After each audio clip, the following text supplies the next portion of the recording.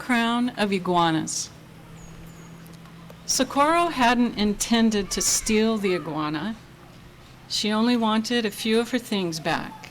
The camera her cousin had sent her from Sonora, the cast iron tortilla pan from her sister, the vibrant orange and yellow weavings from her trip to Chiapas.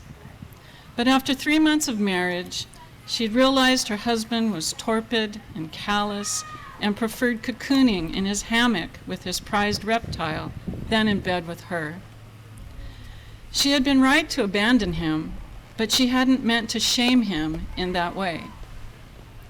When they had lived together, Socorro had cared for his iguana, feeding it lettuce and radishes, stroking its scaly head, and mopping its puddles of urine from the linoleum.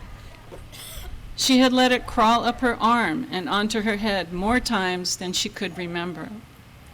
On clear days, she paraded it on a string along the country road in front of their cottage or in the marketplace on the edge of town. They had even ventured into the Zocalo for the Radish Festival and its elaborate carvings.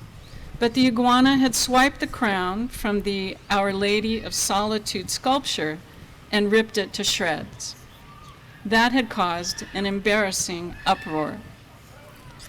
If the iguana hadn't leaped from the curtains and onto her head when she snuck in to reclaim her belongings, Socorro might not have acted out of spite, wrapping her shawl around her head, around the iguana, hiding it there, ruining her life.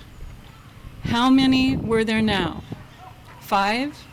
6? She didn't dare look in a mirror, and no one was brave enough to count them for her. They were all afraid of turning into iguanas themselves. In the weeks after her thievery, the iguana had rooted in her black curly hair and multiplied. Now the constant swaying and jockeying for room on her head made her so nauseous, she hoped candied ginger from the market would settle her stomach. As she set out for town, the iguanas dug their toenails in deeper. They had become so fat and comfortable, plucking cantaloupe and watermelon from street vendors, snagging lettuce from tacos and salads, that she had difficulty holding her head up, and her scalp itched like crazy. Socorro had tried to train the iguanas to help her with her chores. After all, she reasoned, if they were going to impose themselves on her, they should at least learn a useful skill. But that had been disastrous. They couldn't launder the clothes because their claws ripped them to shreds. They couldn't garden because they ate all the vegetables, and they couldn't cook for the same reason. Socorro had become a strict carnivore because of them. They couldn't sweep or dust or shop, and within a month, they had become a pile of apathetic lazybones, just like her husband. It was late afternoon by the time Socorro reached the marketplace. She scurried through the aisles as best she could, searching near the tamarind, the chocolate, the turmeric, but without one brave vendor to help her. Her right hip and knees suddenly buckled from the slippery weight, and she dropped onto a bucket of flour to rest. The iguanas didn't mind waiting.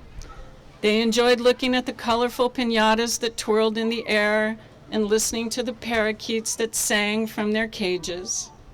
They bounced to the rhythm of mariachis playing their trumpets. They turned a basket of toasted grasshoppers into shambles as it passed by. 2 of them worked together to steal a whole mango, and they all relished the mess they made eating it. When Socorro rested so long she couldn't carry them anymore, the iguanas were finally forced to do something.